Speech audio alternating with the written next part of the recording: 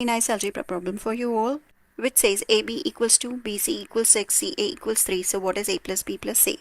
So how will we do it? What's the first step?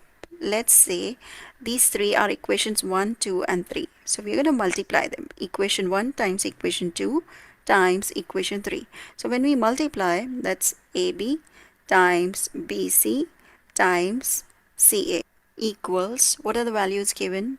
AB is 2 times BC 6 times 3.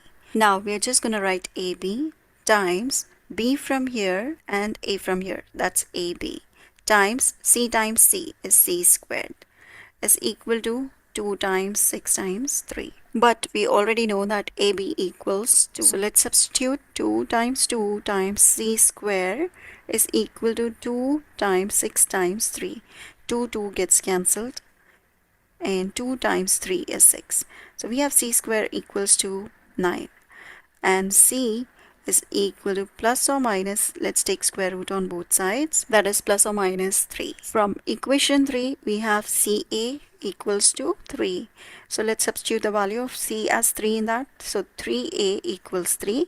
A is equal to 3 over 3, that's plus or minus 1. Now from equation 1 we have AB equals to 2.